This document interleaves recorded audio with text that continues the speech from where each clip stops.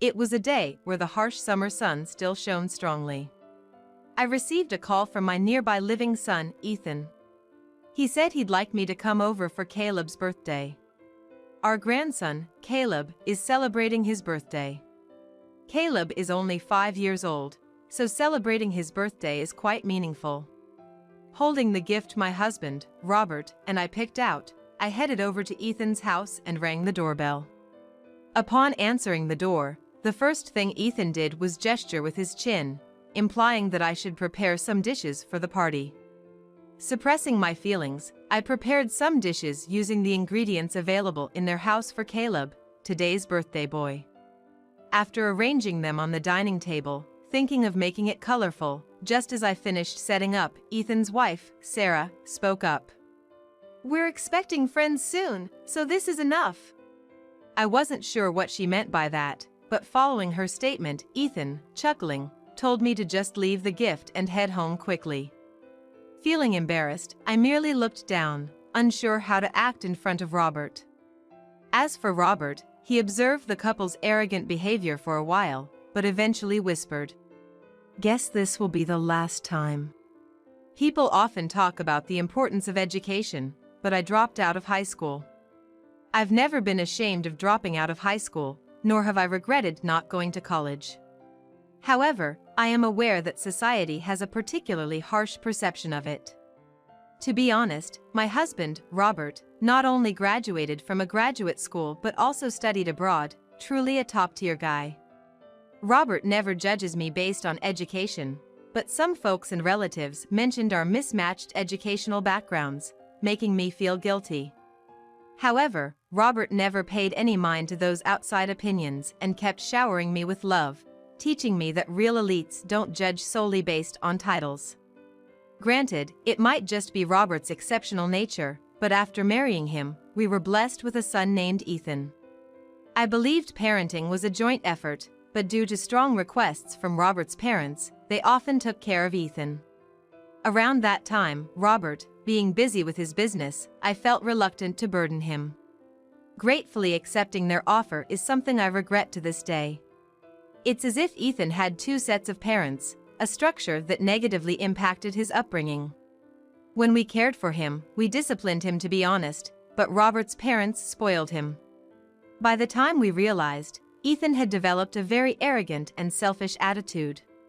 He became someone who was reluctant to face challenges, wanted to dominate others, and looked down on them based on his own biased standards.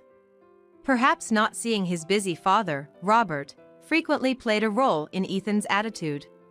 It became most evident after Ethan graduated from grad school. He began openly disrespecting me due to my educational background. But I knew not everyone was like Ethan, having seen Robert's kindness. Thanks to that, I never let Ethan's words hurt me.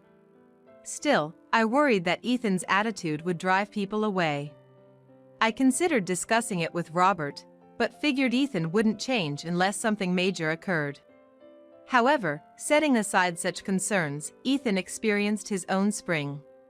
The year after graduating from graduate school, he joyfully informed us that he was considering marriage. The lady in question is an elegant woman named Sarah, who, he mentioned, has been a friend since high school.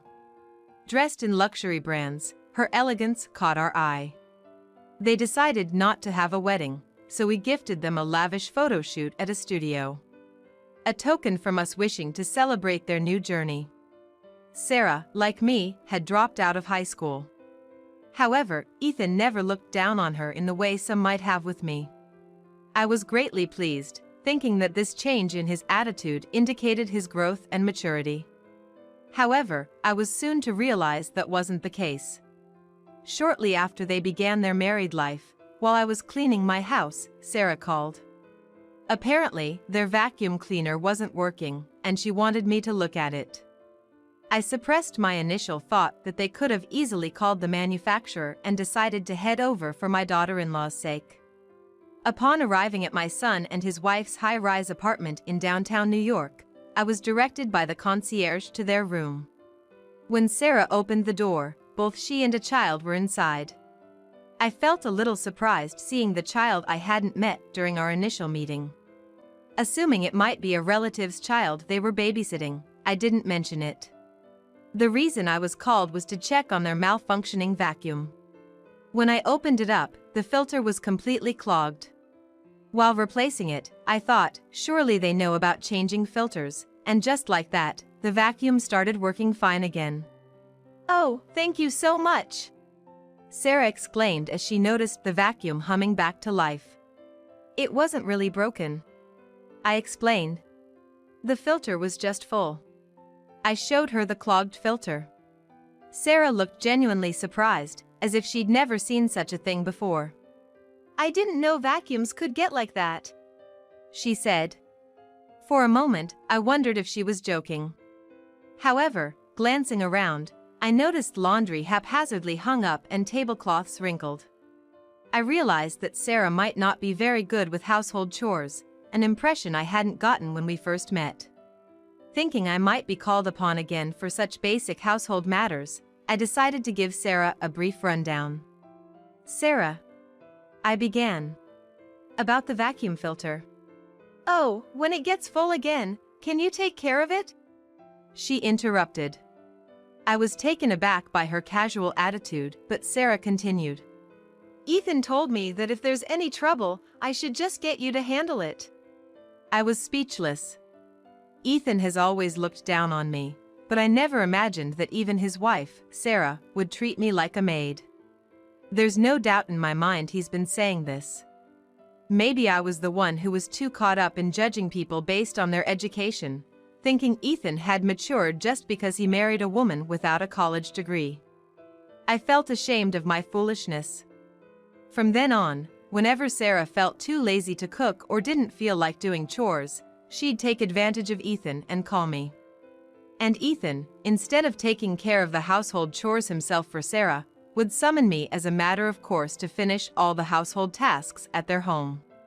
If I ever got a call from Ethan in the evening, it was usually to hear, "Make dinner and clean up," or, "I'd like something American tonight," which meant shopping and preparation, a task that was often burdensome.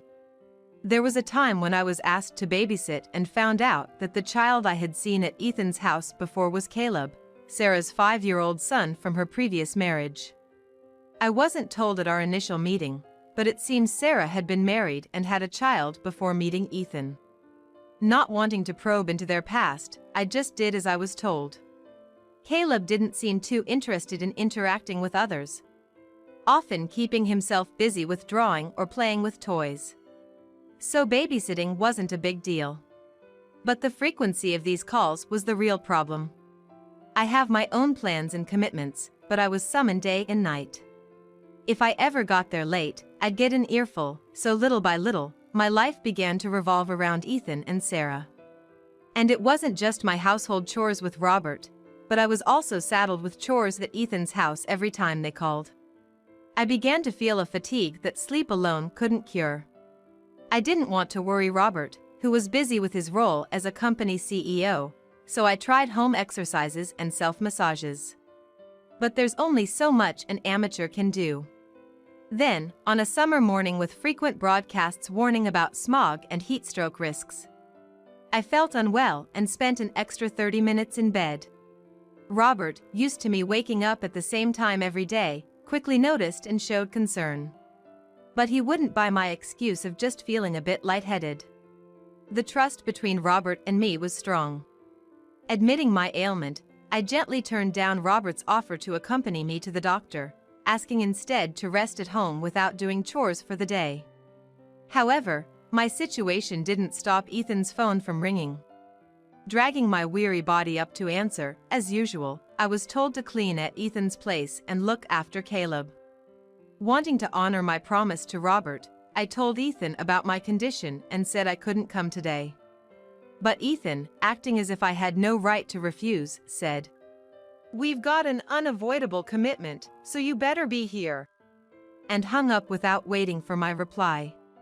Thinking of little Caleb being left alone, I couldn't not go. Pushing through the fatigue, I headed over to Ethan's place. When I got home, Ethan and Sarah had already left.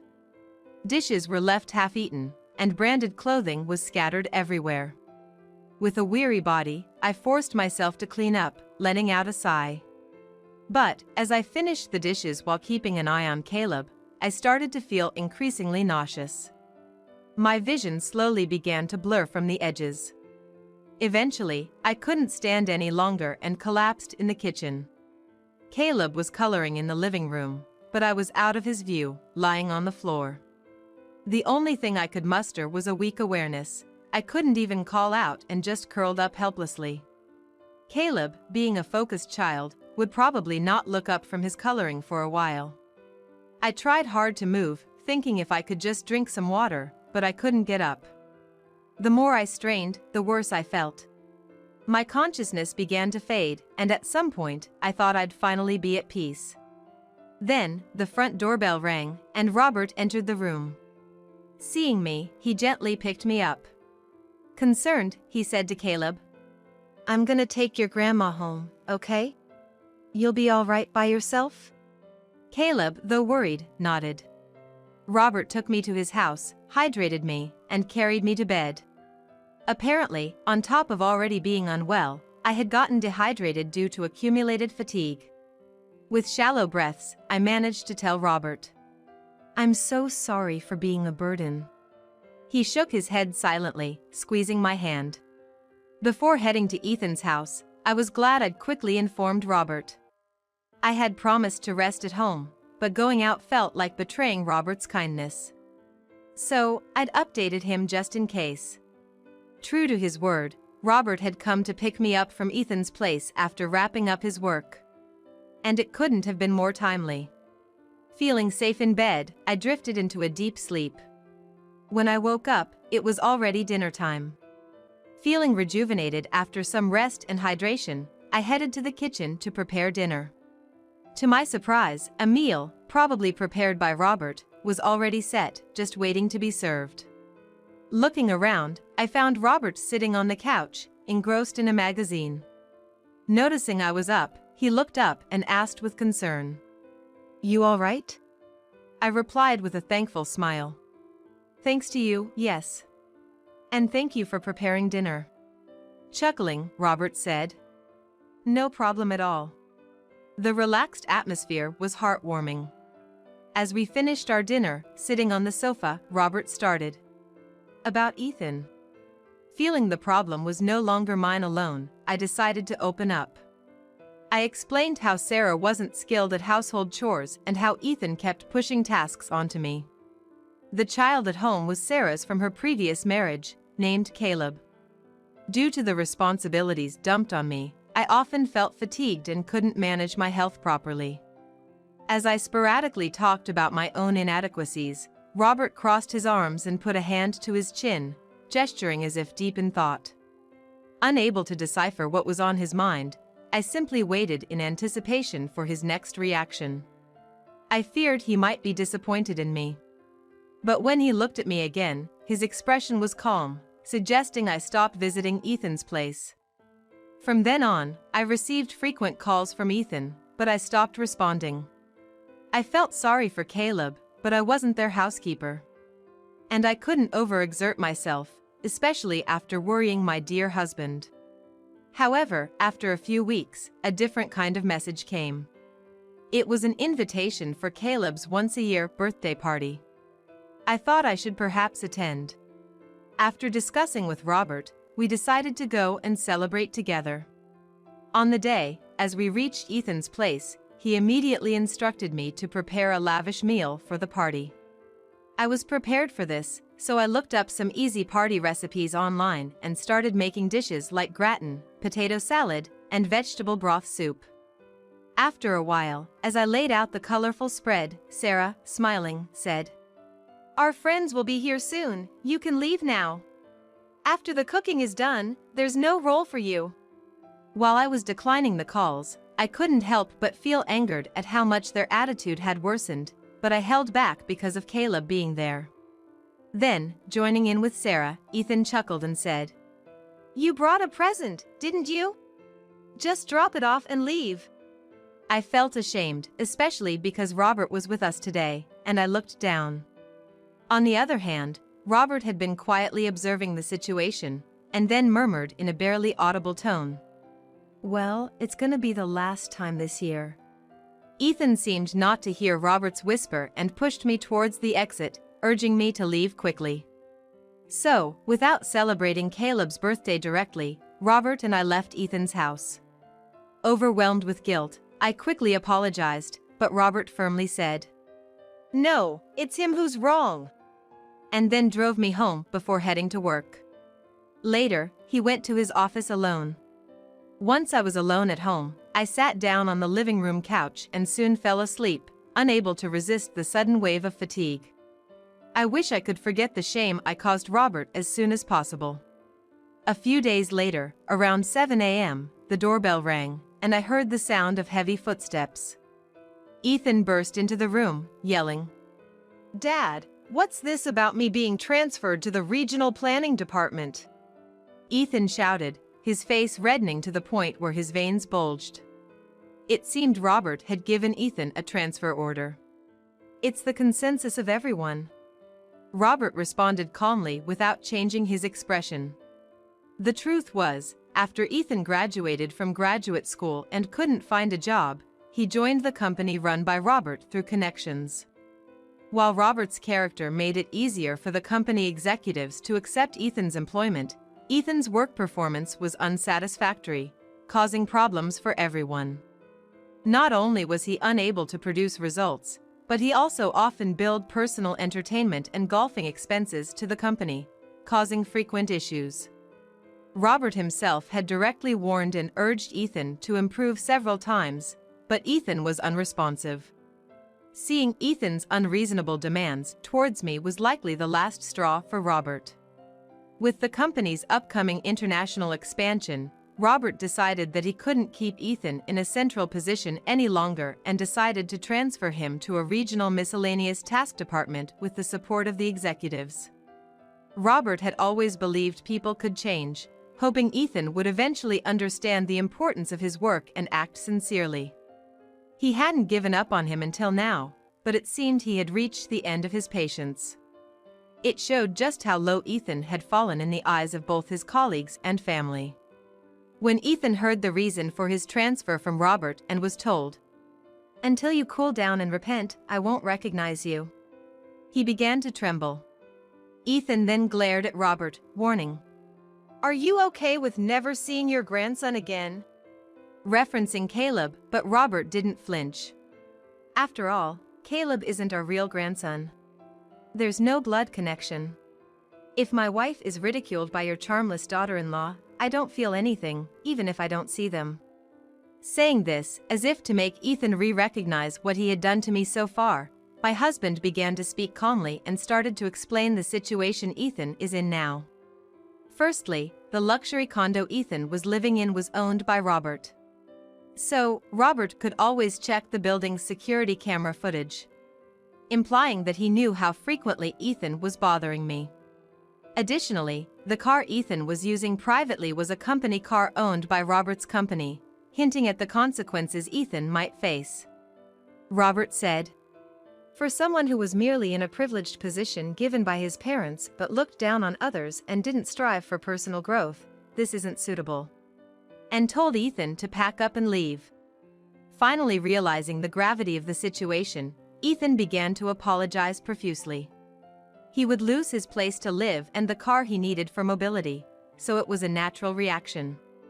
Ethan tried desperately to apologize to Robert, tears spilling from my eyes.